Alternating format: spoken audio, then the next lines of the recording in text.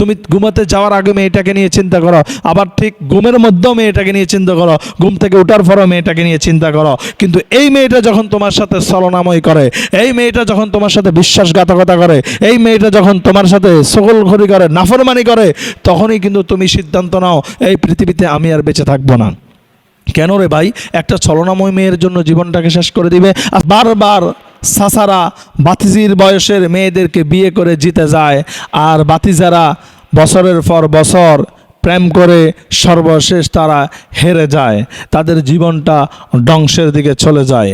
এতে করেই সাসার কোনো দোষ নাই, এতে করি যেই যোগ্য ব্যক্তি বিয়ে করতেছে তার কোনো দোষ নাই। দোষ হচ্ছে ওই ছলনাময় মেয়ের, দোষ হচ্ছে একমাত্র যুবক ভাই তোমার।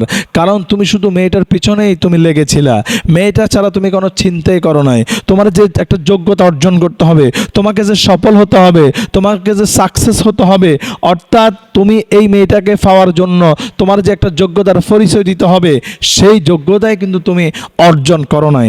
যার কারণে আজকে এই ছলনাময় মেয়ে তোমার হতে ভয় নাই, আজকে অন্য কারো হয়ে যাচ্ছে বা অন্য কারো হয়ে গিয়েছে।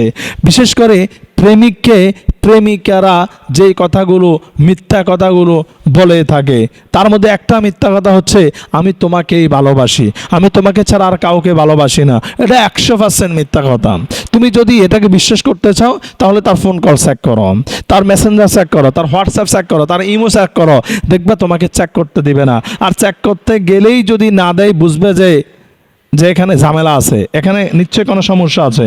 আর বিশেষ করে ছলনাময় মেয়েরা ছেলেদেরকে যে মিথ্যা কথাগুলো বলে থাকে যে তুমি আমার জীবন, তুমি আমার মরণ, তুমি না খেলে আমিও খাবো না, তোমাকে ছাড়া আমি বাঁচবো না, তোমাকে ছাড়া আমার জীবন মূল্যহীন, তোমাকে ছাড়া আমার জীবনটা অন্ধ, তুমি ছাড়া আমি অন্য কারো হব না, অন্য কারো হতে পারি না।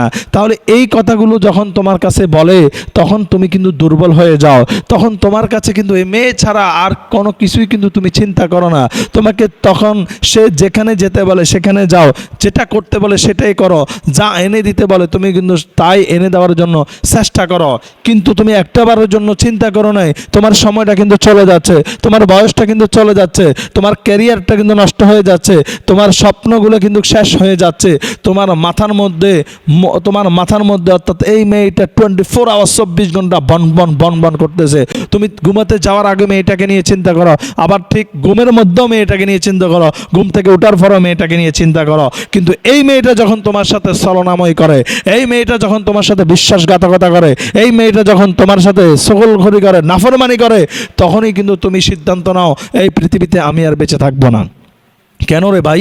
একটা ছলনাময় মেয়ের জন্য জীবনটাকে শেষ করে দিবে? আজকে যেই মেয়েটাকে নিয়ে তুমি এত চিন্তা, এত স্বপ্ন, এত চিন্তা ফিকির করতেছ, ঠিক তোমার পরিবার, তোমার মা, তোমার বাবা, তোমার ভাই, তোমার বোন, তোমার পরিবারের অন্যান্য সদস্যরা তো তোমাকে নিয়ে এইভাবে স্বপ্ন দেখে। আজকে তুমি যদি আত্মহত্যার মতো একটা ভয়ঙ্কর রাস্তা যদি তুমি বেছে নাও, আজকে তুমি যদি তোমার ক্যারিয়ারটাকে নষ্ট করে ফেলো, তাহলে তোমার এই পরিবারগুলার কি অবস্থা হবে? এই পরিবারগুলার বিপদে আপদে সুখে দুঃখে তাদের পাশে কে দাঁড়াবে?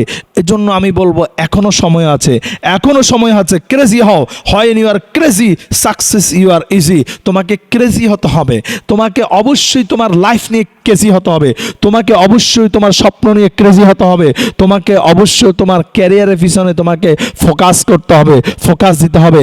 একটা কথা মনে রাখবা, আমরা যখন সাইকেল চালাই, অথবা যখন আমরা মোটর সাইকেল চালাই, অথবা যখন আমরা কোনো গাড়ি ড্রাইভিং করি, আমরা কিন্তু 1 হাত 2 হাত সামনে তাকাই না, আমরা অবশ্যই 10 হাত 20 হাত সামনে অথবা 30 হাত সামনের দিকে তাকিয়ে কিন্তু আমরা গাড়িগুলোকে ড্রাইভিং করি। আর এই জন্য তোমার জীবনে তুমি কি হতে চাও, তুমি কতটুকু অর্জন করতে চাও, যতটুকু তুমি অর্জন করতে চাইবা তার চাইতে 10 গুণ তোমাকে স্বপ্ন দেখতে হবে, তার চাইতে 10 গুণ তোমাকে সামনের দিকে অগ্রসর হতে হবে। তুমি যদি তোমার এলাকার মধ্যে তুমি যদি সেরা সন্তানে পরিণত হতে চাও, তাহলে তুমি তোমার টোটাল উপজেলার মধ্যে সারা যে ব্যক্তিটা আছে সেই ব্যক্তিকে তোমাকে ফলো করতে হবে, তোমাকে সাকসেসম্যানকে ফলো করতে হবে, তোমাকে সফল ব্যক্তিদেরকে তোমাকে ফলো করতে হবে, তাহলেই তুমি সফল একজন ব্যক্তি হতে পারবে। এজন্য আমি যেটা বলতে চাচ্ছি, ছলনাময়ের মেয়েদের পিছনে পড়ে যারা এখনো জীবনটাকে শেষ করে দিচ্ছ, একটা বার ঘুরে দাঁড়াও, একটা বার ঘুরে দাও। ক্রেজি হও, নিজের জীবন নিয়ে, নিজের লাইফ নিয়ে, নিজের যোগ্যতার পিছনে ক্রেজি হয়ে যাও। হয় you are crazy, success you are easy. তুমিও সফল হবে, তুমি সফলতা অর্জন করতে পারবে। একটা বার তোমাকে ক্রেজি হতে হবে, যে তোমাকে সফলতা অর্জন করার জন্য যা যা করার দরকার তোমাকে তাই করতে হবে। তোমাকে উইন হতে হবে, তোমাকে ক্রেজি হতে হবে, তোমাকে সফলতা অর্জন করতেই হবে। আর যদি তুমি সফলতা অর্জন করতেই পারো, যোগ্যতার প্রমাণ দিতেই পারো, দেখবা মেয়ে না শুধু, মেয়ের মাস পর্যন্ত তোমার কাছে চলে আসবে।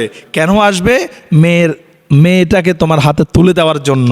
এই জন্য এমনভাবে যোগ্যতারা অর্জন করতে হবে যেন শুধু মেয়ে নয়, মেয়ের মা আমাকে ভালোবাসবে, মেয়ের বাবা আমাকে ভালোবাসতে বাধ্য হবে শুধু মেয়েটাকে আমার হাতে তুলে দেওয়ার জন্য। সেই ধরনের একটা লাইফ, সেই ধরনের একটা জীবন, সেই ধরনের একটা ক্যারিয়ার তোমাকে অবশ্যই অর্জন করে নিতে হবে। এটার জন্য তোমার যদি 2 বছর সময় লাগে, 5 বছর সময় লাগে, সে সময় দিবা। প্রয়োজনে মেয়েটাকে বলবা অপেক্ষা করার জন্য। যদি অপেক্ষা করে তো ভালো, অপেক্ষা না করলে মনে করবা আল্লাহ তোমার জন্য আরও ভালো কিছু অবশ্যই রেখে দিয়েছে। যদিও রিলেশনশিপটা হালাল নয়, রিলেশনশিপটা হচ্ছে হারাম। ফ্যামপিরিতি বিয়ের আগে নয়, ফ্যামপিরিতি হচ্ছে বিয়ের পরে। ফ্যামপিরিতি যদি বিয়ের আগেই করে ফেলো, বিয়ের পরে আর কি করবা? বিয়ের পরে তো করার কিছুই থাকবে না। এই জন্য বিয়ের পরে তখন শুধু ঝামেলা হয়, শুধু ঝগড়া হয়, শুধু হাতাহাতি হয়, শুধু ঠুসাঠুসি হয়। এজন্য আমাদেরকে অবশ্যই যুবক ভাই যারা আছি, অবশ্যই নিজের ক্যারিয়ার, নিজের লাইফ, নিজের জীবন, নিজের ফোকাস, নিজের ক্যারিয়ার প্রতি অবশ্যই ফোকাস করতে হবে। আল্লাহ যেন আমাদেরকে সহি সমঝ দান করে।